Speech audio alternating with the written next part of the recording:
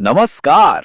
चलिए आज एक ऐसी अनोखी यात्रा पर चलते हैं, एक ऐसी जगह जहां मंदिर खुद अपनी कहानी सुनाता है। तो ध्यान से सुनिए, हिमालय की गोद से गूंजती बद्रीनाथ धाम की आवाज। जरा सोचिए, जैसे धाम खुद हमसे बात कर रहा हो। वो कह रहा है, मैं सिर्फ पत्थर और गारे की इमारत नहीं हूं, मैं तो उत्तर का रक्षक हूं, मैं तपस्या हूं और मैं ही आस्था का जीता जागता सबूत भी।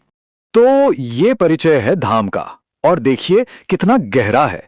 ये उन सभी आत्माओं के लिए एक पनाह है जो शांति और मोक्ष की तलाश में भटक रही हैं, और शायद इसीलिए इसे मोक्ष की पहली सीढ़ी भी कहते हैं। अच्छा, तो अब सवाल ये उठता है कि ये पवित्र धाम आखिर है कहाँ? चलिए जानते हैं। ये एक ऐसी जगह पर है जहाँ कुदरत और आध्यात्मिकता का एक अद्भुत संगम होता है। मतलब हर चीज का अपना एक गहरा मतलब है।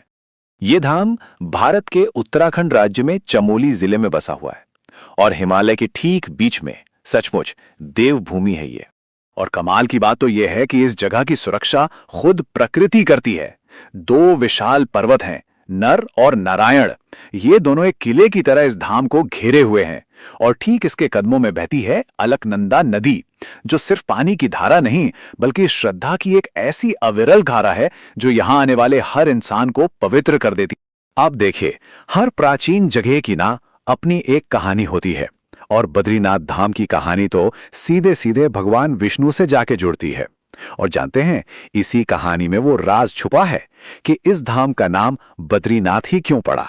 तो कहानी कुछ यूं है कि भगवान विष्णु ने इसी जगह पर बहुत कठोर तपस्या की। अब उस समय उनको तेज धूप और बर्फ से बचाने के लिए माता लक्ष्मी ने एक बद्री, मतलब कि एक बेर के पेड़ का रूप ले लिया। उनकी इस भक्ति को देखकर विष्णु जी इतने खुश हुए कि उन्होंने इस जगह को नाम दिया बद्री के नाथ, यानी बद्रीनाथ। तो देखा कितना सुंदर अर्थ है।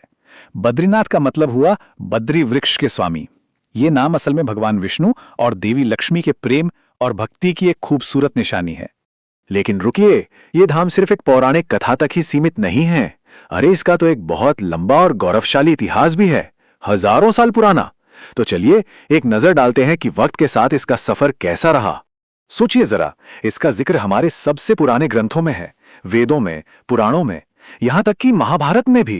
कहते हैं कि पांडवों ने भी स्वर्ग जाने से ठीक पहले यहीं आकर दर्शन किए थे। फिर समय के साथ ये जगह कहीं गुम सी हो गई थी, लेकिन 8वीं शताब्दी में आए महान आदि शंकराचार्य, जिन्होंने इसे ढूंढ निकाला और फिर से इसकी स्थापना की। तभी से ये एक बहुत बड़ा तीर्थ स्थल बन गया। अच्छा, अब बात करते हैं इसके महत्व की। भारत की जो सबसे पवित्र तीर्थ यात्राएं हैं, उनमें से एक है चारधाम यात्रा। और उस यात्रा में बद्रीनाथ का क्या स्थान है? ये सिर्फ एक धाम नहीं है, ये तो मानो भारत की आध्यात्मिक एकता का उत्तरी दरवाजा है। पूरे भारत के 4 कोनों में 4 धाम बनाए गए हैं। देखिए, उत्तर में है बद्रीनाथ, पश्चिम में द्वारका, पूर्व में पुरी और दक्षिण में रामेश्वरम। और इन चारों में बद्रीनाथ का एक खास मकाम है। ऐसा माना जाता है कि इसके दर्शन के बिना यह पवित्र यात्रा पूरी ही नहीं होती। तो आखिर बद्रीनाथ धाम हमें सिखाता क्या है? इसका संदेश क्या है? बड़ा सीधा साधा सा लेकिन बहुत गहरा संदेश है। त्याग, शांति और एक ऐसी आस्था जो कभी खत्म न हो। और ये त्याग और सहनशीलता तो यहाँ की प्रकृति खुद सिखाती है। कैसे? यहाँ का मौसम इतना कठोर है, इतनी बर्फबारी होती है कि धाम के दरवाजे साल में सिर्फ 6 महीने के लिए ही खुल पाते हैं। बाकी समय ये पूरी तरह बंद रहता है। लेकिन एक बहुत ही कमाल की बात है, जब बद्रीनाथ के दरवाजे बंद होते हैं ना, तब भी भगवान की पूजा एक पल के लिए भी नहीं रुकती। ये पूजा पास में ही जोशीमठ के नरसिंह मंदिर में बिल्कुल उसी विधि विधान से चलती रहती है।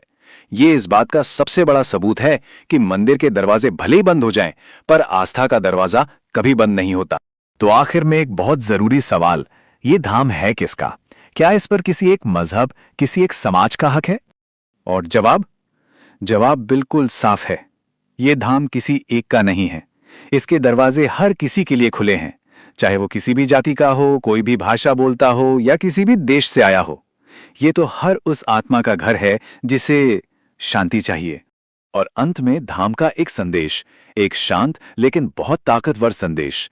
ये बस एक याद दिलाता है कि हिमालय में एक रोशनी है, एक आध्यात्मिक शक्ति है जो हमेशा रास्ता दिखाने के लिए वहीं मौजूद है। तो ये थी बद्रीनाथ धाम की कहानी, मानो उसी की जुबानी। जय बद्रीनाथ, हरिओम।